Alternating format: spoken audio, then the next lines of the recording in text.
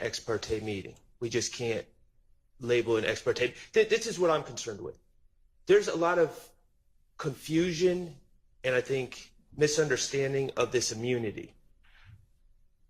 I understand the order that was granting him use and derivative use immunity. However, Ms. Hilton articulated to Mr. Copeland in chambers much more than that.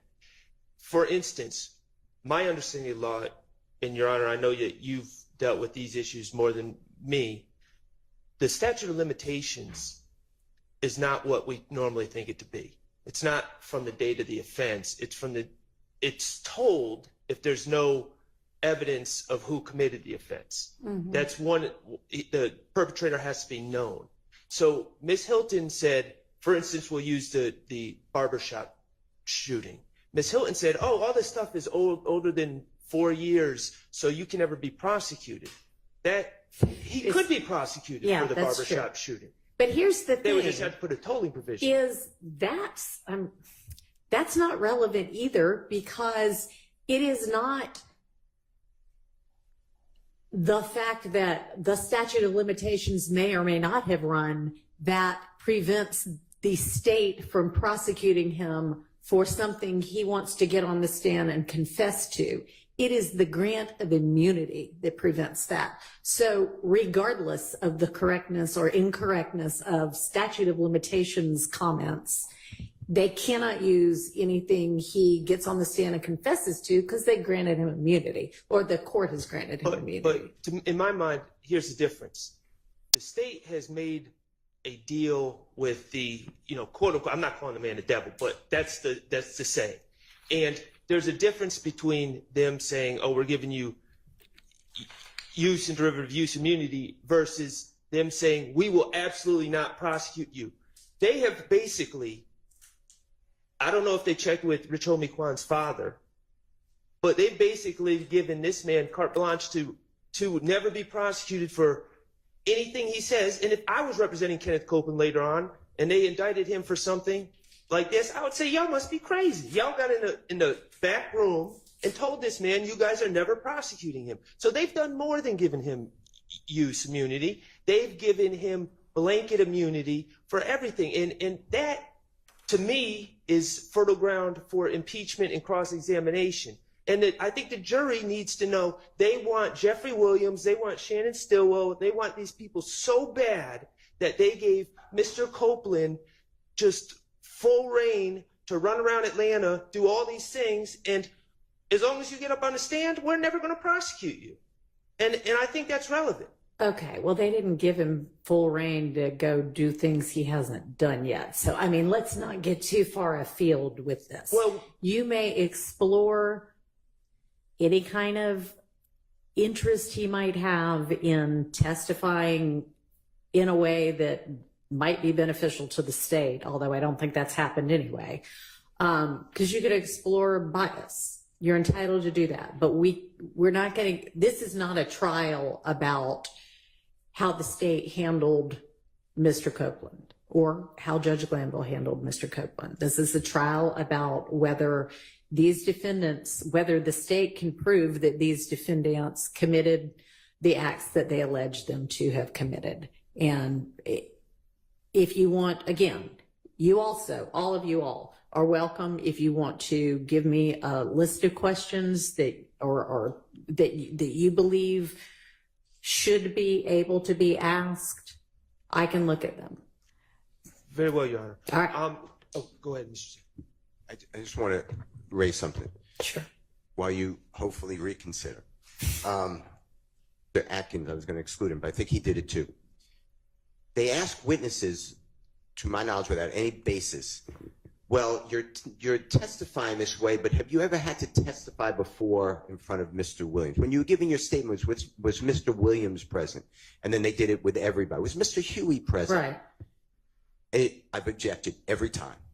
And it's totally, that's a crime of witness intimidation without any evidence. It's just, and they say, no, I haven't testified at all, but I don't remember, or I told you something wrong, or I didn't say that to you.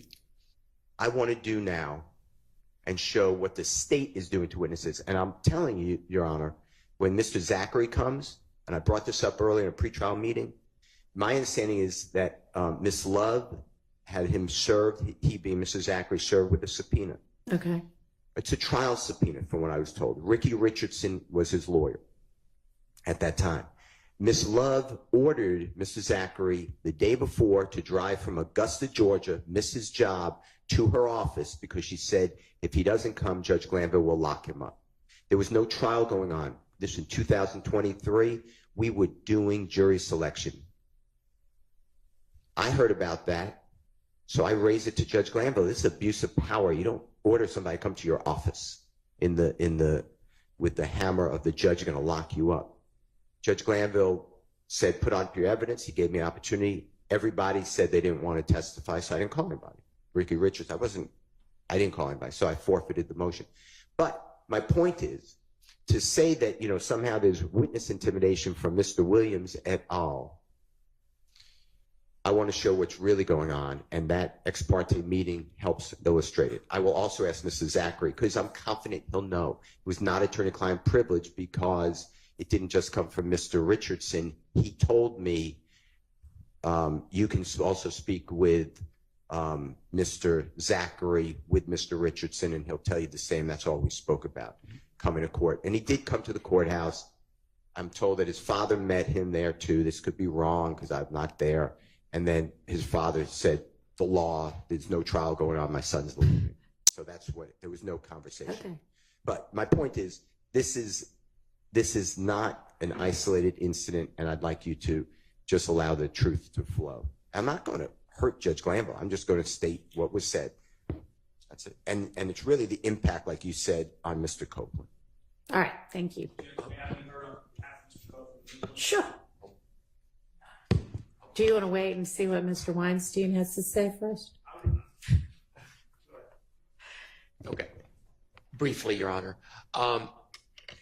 The discussion this morning came up about Mr. Copeland being deprived of food and water at Rice Street, as well as conditions, other issues that happened at Rice Street between June 7th and June 10th. And I believe the court said, I may have misunderstood you, that several attorneys filed motions regarding the coercion in the chambers. Perhaps this is something that we should have brought up. I was completely unaware that that happened. Well, it's not, I'm sorry to interrupt, but I'm not sure it did happen. He has some reason he thinks it may have happened. Okay. He Mr. Steele, but okay. So I did not learn of this possibly happening then, let's put it that way, until I saw Mr. Copeland on social media this week. So this isn't something that I could have brought up regarding Judge Glanville and the coercion that took place. So if we do get further facts of that, I would like to bring that up with the court again, because it sounds like that could have influenced your decision on the coercion. Perhaps not, but I would like to bring it up in the future. All right. Thank you. Mr. Engelberger.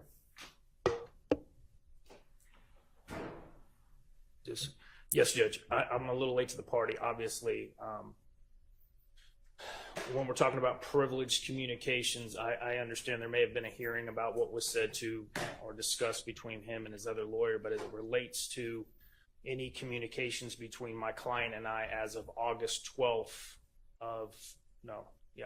13th of 2024, obviously I would assume this court understands those would be off the table in cross-examination. All right. As far as I know, there haven't been any hearings about anything that was communicated